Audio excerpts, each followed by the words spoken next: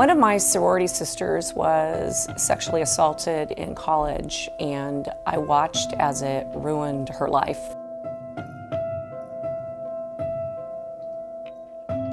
She dropped out of school, moved back home with her parents.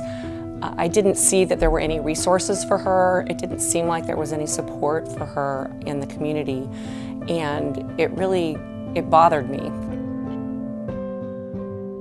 When I found Weave, I discovered that there was a role for me to actually make a difference in the life of people who had experienced sexual assault, and that I could build an organization that provided support and resources for the people who had been victims and the people around them who were confused by the crime of sexual assault. I'm Beth Hassett, and I'm the CEO of Weave. Until I feel like everything's all fixed and there are no more victims out there, I'm going to continue to come to Weave every day and do what I can to make a difference. Weave serves 3 different types of victims in our community: domestic violence victims, sexual assault victims, and victims of sex trafficking. We offer residential services, so housing for people who need to leave their home because it's dangerous. We also offer counseling, individual and group therapy, and our legal services. We're one of the only resources for people who are trying to get a temporary restraining order or are dealing with domestic violence and child custody and a possible dissolution.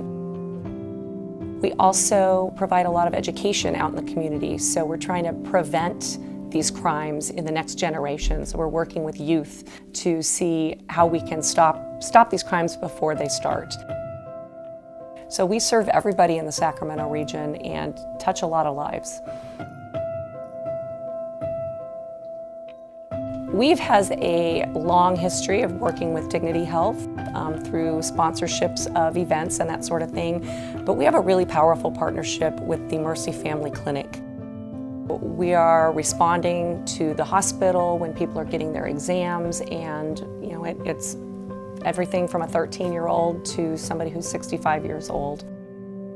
We have an advocate who's embedded at the clinic and has worked over the past 2 years to really change and shape the culture. The leadership there, Dr. Chambers, is amazing and really is trying to create a trauma-informed medical home for victims of sex trafficking. There is incredible power in marrying service providers like Weave, who are serving victims of domestic violence and sexual assault, with your more traditional medical providers, and looking at the whole person that way. By bringing everybody together and having the trusted service provider and a trusted medical provider, it creates this symbiotic relationship that makes everybody healthier and makes our community more whole. People don't realize that they know somebody, probably in their own neighborhood or at their church or in their workplace, who's a victim of domestic violence or sexual assault. I think the biggest danger is not talking about it. And if we can all be active looking out for each other and making sure that victims are believed and that they are pointed in the right direction towards help, we'll be a more compassionate, empathetic, and safer community.